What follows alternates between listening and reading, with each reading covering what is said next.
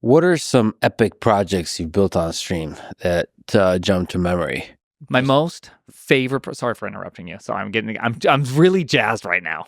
Let's go. Okay, so jazzed. Jazz hands. My most favorite project was the one I did last year.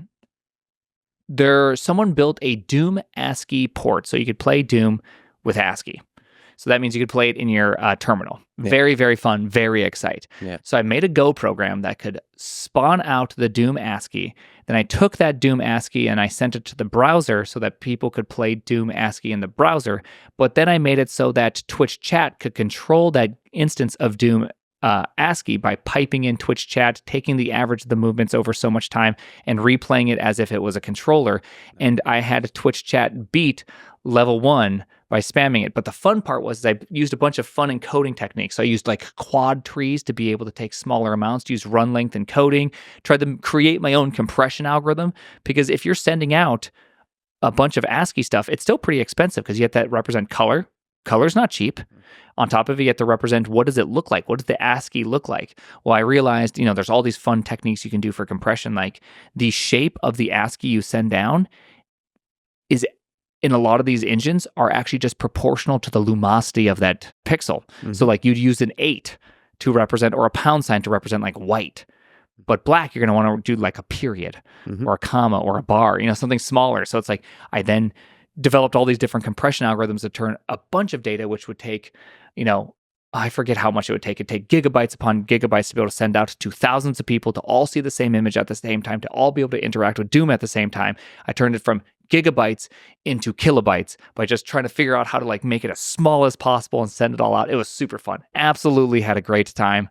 So you're actually sending it to all the people in chat. So where's that pipeline? How chat is able to control the Doom thing? Twitch chat. Yeah, so they would go. People would span W, and if you said W, it would hold down W for 150 milliseconds. If the majority of people during that time period said W. Nice. Okay. So, and how are they getting the input of where you are on screen? So originally I was going to send that through Twitch, but Twitch is like 5 seconds behind. So that's why I piped it out to a website. Nice. So everybody could see from my computer to the website, and typical lag was right around 70 milliseconds. Mm-hmm.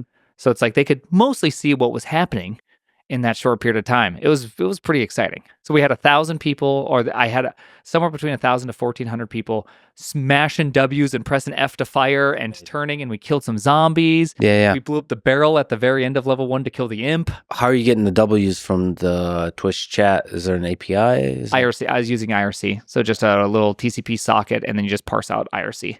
Okay. And there's very little lag there. Okay. Yeah, I think it's a couple hundred milliseconds, though. It's enough that it actually made it a little bit difficult because people would often overturn and then go forward and like miss the door, and then they had to go back. And that's awesome. It was awesome. So that was my favorite, I think, project of all time, just because I never got to do like a lot of encoding.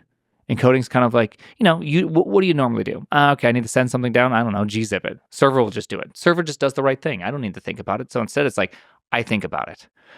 I'm going to send the right thing. Yeah, you have to think about the compression. Yeah. And there you go. That's some more love towards FFmpeg. Yeah. They have to think about that a lot. Ultimately inspired by FFmpeg and their awesomeness.